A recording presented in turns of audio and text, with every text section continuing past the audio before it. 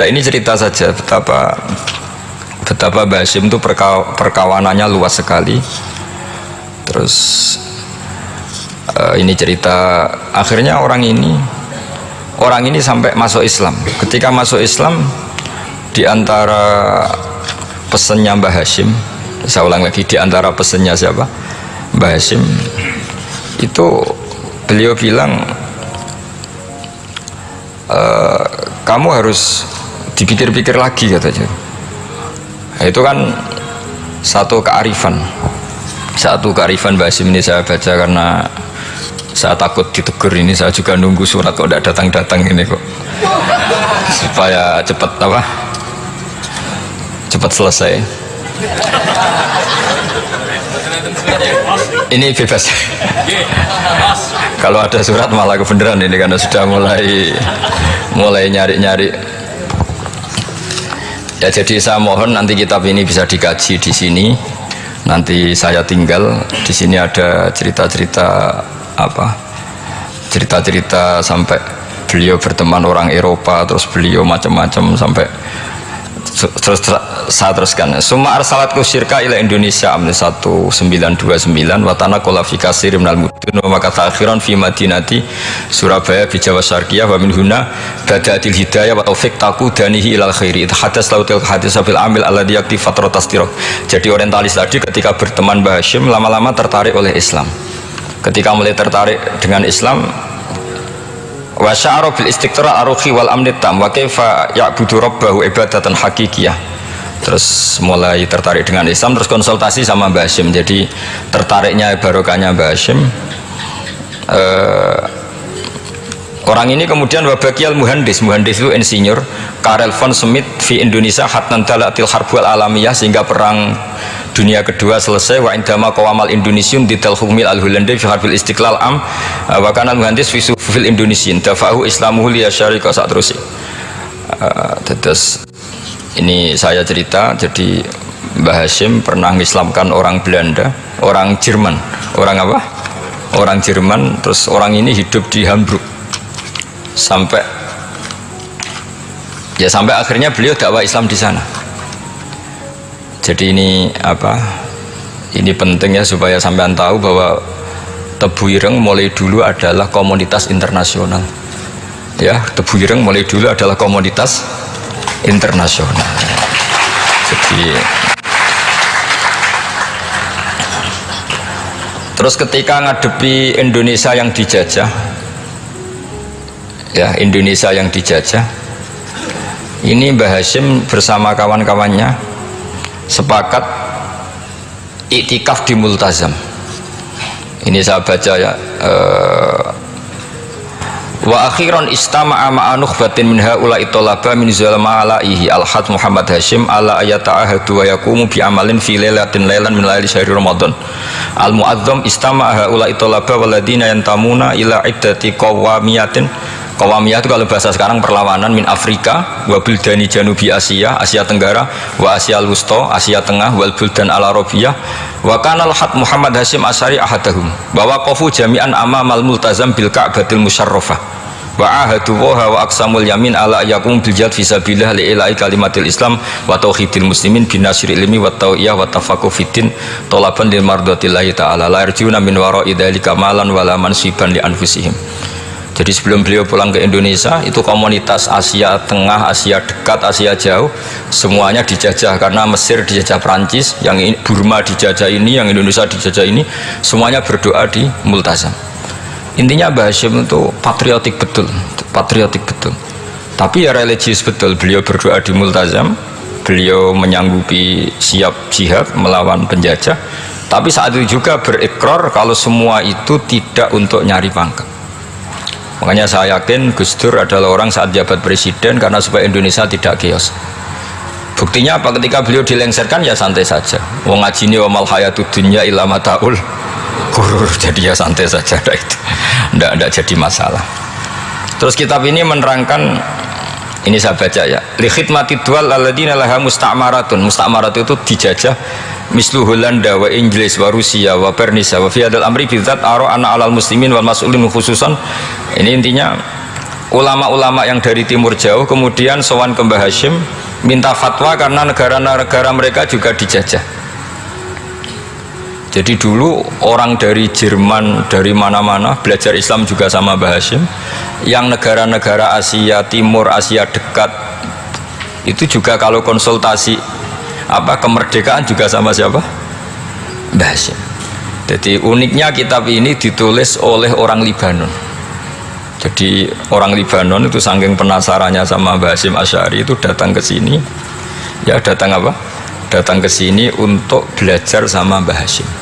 Dan diantara belajar itu kemudian sampai sini ternyata tamu-tamunya Mbah Hashim dari berbagai negara, mulai yang konsultasi cara memerdekakan negaranya karena mengalami dijajah, sampai cara belajar Islam yang benar, termasuk tadi yang Karel von Schmidt tadi yang masuk Islam karena konsultasi sama Mbah Hashim, padahal dia orang Jerman.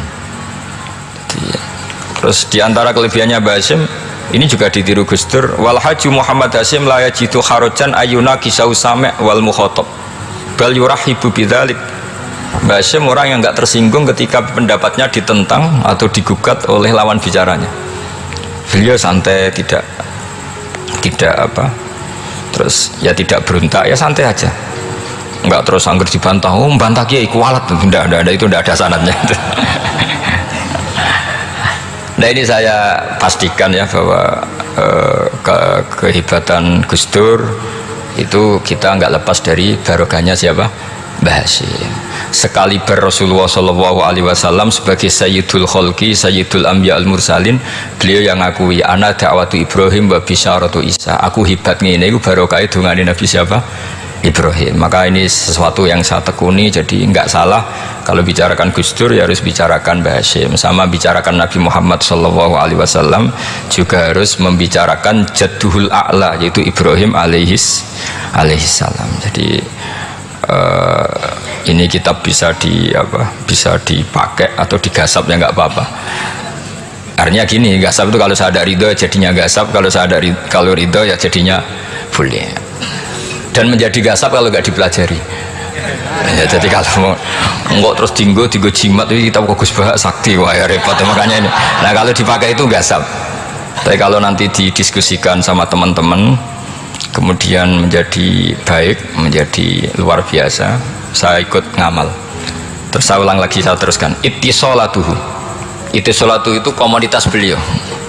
Lahu ittisolatun wasi'atun wa mukatabatun ma'a katsirin min zu'ama'il alam al-islami fi dzalikal ahdi fi'nahum Asy Abdul Aziz As-Sa'libi wa Sayyid Diyauddin wa Syairozi Adwul Injil terus beliau punya perkawanan besar di komunitas internasional, termasuk Syekh Muhammad Abdul Karim Al-Khattabi wa Sayyid Alawi bin Thahir Al-Haddad Mufti Sultanati Johor. Ya, beliau berkawan dekat sama muftinya kerajaan Johor, wa Muhammad Ali wa Syaukat Ali bil Hindi wa Muhammad Ali Jana Muhammad Iqbal yang terkenal di India itu, wa Sayyid Hibaduddin Asy-Syahrustani wa Wazirul Ma'arif Al-Iraqiyah. Beliau berteman sama PM Irak. Jadi kalau Gus Dur dari Mesir belajar di Irak, ternyata dulu mbahnya teman akrabnya Perdana Menteri Irak. Terus banyak waroisu Majlis Tamyiz wa Sayyid Al-Alama Muhammad bin Aqil wa Sayyid Muhammad Jadul Maula wa Sayyid Muhammad Surur, saat terusnya itu. Jadi ini nanti saya tinggal, termasuk catatan-catatan ini saya mohon ridho dari Gus Solah, dari supaya santri-santri sini belajar Mbah Hashim lebih serius supaya gampang. Kenapa saya katakan harus seperti ini? Dulu Nabi Ibrahim itu diantara anak cucunya itu secara lahir ada yang tidak soleh, karena anak cucu itu punya otoritas sehingga anak cucu ini yang menstatuskan Nabi Ibrahim, sampai Allah sendiri yang meluruskan pengklaiman itu, yaitu ada ayat maka anak Ibrahimu Yahudiyah wala Nasranian, karena ada orang yang bernama Yahuda bin Yakub bin Ishak bin Ibrahim. Karena Yahuda punya pola tertentu dalam beragama, terus seakan-akan mbah-mbahnya paling ya begitu. Akhirnya Ibrahim pernah distatuskan sebagai Yahudi, sampai Allah sendiri yang ngintikan maka anak Ibrahimu Yahudiyah wala Nasrani. Sampai datang Rasulullah SAW yang memaklumatkan saya juga cucu Ibrahim orisinil, dan saya pastikan Ibrahim itu bukan Yahudi tapi bapak tahu tauhid. Semenjak itu Ibrahim dipulihkan namanya, bukan Yahudi tapi bapak tauhid, yaitu diistilahkan Nabi millata abikum Ibrahim. Semua tauhid adalah nginduk kepada Nabi siapa? Ibrahim. Nah, saya ingin santri-santri Tebu Ireng misalnya nanti suatu saat jadi komunitas internasional, jadi orang keren komunitas internasional, itu bukan karena ingin gaya-gayanan terkenal, tapi ingin niru Mbah Hasyim bahwa itu awal dakwah Anda fil alam. Semua alam ini tentu butuh tauhid, butuh kebenaran, bukan gagah-gagahan sebagai orang populer. Terus persahabatan yang luas, misalnya Anda khusyuk terus kuper, wah ratau kancanan wong ben dadi wali gini terus kuper. Mungkin Anda tidak akan jadi wali karena sanadnya Mbah Hasyim itu perkenalannya luas. Sementara kamu milih kuper, gak pernah berteman orang, tapi sanadnya sampai Mbah Hasyim. Itu membingungkan sanad itu. Wong Mbah Hasyim tidak gitu kok kamu nyanatkan begitu. Jadi kalau santri Tebu Ireng mulai sampai yang kamar, terus ngobong dupo, terus memperkenalkan diri jadi wali gitu. Nanti tonggo kamu ngira itu produk Mbah Hasyim karena kamu santrinya. Kan dianggap cerminan gurunya sampai Mbah Hasyim. Nah, kalau ada yang teman-teman gitu harus dimaklumatkan itu sanad mungkotek bahwa sanad itu tidak benar. Ini kapan ini ditegur? Ini saya sudah mulai menunggu. karena ya repot ini kalau kelamaan ini nanti itu. Terus ini khazanahnya Mbah Hasyim. Khazanah itu ya perpustakaan kalau sekarang. Maktabatuhu tu'addu maktabatul khat Muhammad Hasyim Asy'ari min aghnal maktabat likhtiwaiha ala anfasil kutub. Jadi ini kadang harokatnya ya beda dengan bacaan saya, sama nanut bacaan saya saja. Di sini ditulis anfusil kutub, selalu saya baca anfasil kutub karena maknanya kitab terbaik. Kalau kitab terbaik bacanya bukan anfus tapi apa? Anfas. Ya nanti kamu debat sendirilah sama teman-teman ini bacanya apa. Karena ini kadang harokatan. Kalau kadang harokatan itu repot. Abe bantah itu kadang sungkan mbek sing aran, orang bantah kadang beda. Lah supaya selamat iki ora saleh mualif khotote sing goblok biasanya gitu korban. Biasanya gitu kalau untuk menyelamatkan kiai itu oh ini yang ngetik yang salah. Padahal kadang kiai ini barang ya rodok salah tapi ya sembol. Daripada suudzon sama kiai kan mendingan sama pengurus. Ya gitu ya sepakat kan. Jadi ya sudah terus. Ya saya baca tu'addu maktabatul khat Muhammad Hasyim Asy'ari min aghnal maktabat likhtiwaiha ala anfasil kutub al ilmiyah al islamiyah. Jadi kalau tadi yang diceritakan para kawan-kawan Gus Dur suka baca itu Mbah Hasyim itu kitabnya banyak sekali dan semuanya kitab terbaik min matbu'atin baik yang dicetak wa makhtutatin baik yang masih tulisan tangan asariyatin qadimah baik kitab-kitab yang sudah hampir punah karena saking lamanya. Wa tadummu hadil maktabah jullal kutub al muallafah wal lughat al arabiyyah wal indonesia wal jawiyah wal malaysia wa ba'dal lughat al ajnabiyyah al ukhra. Jadi zaman Mbah Hasyim itu perpustakaannya sudah ada bahasa Indonesia, bahasa Jawa, bahasa Malaysia, bahasa Inggris. Itu yang nulis orang Libanon. Sampai santrinya Mbah Hasyim tidak tahu innalillahi wa inna ilaihi rajiun. Maka ini anggap pertobatan ya saya kasih. Jadi ini saya biasa guyon, kesulitan ini guyon sama santri, saya tidak midatoni kiai, jadi ini guyon sama santri. Semoga guyonan ini manfaat. Wassalamualaikum warahmatullahi wabarakatuh.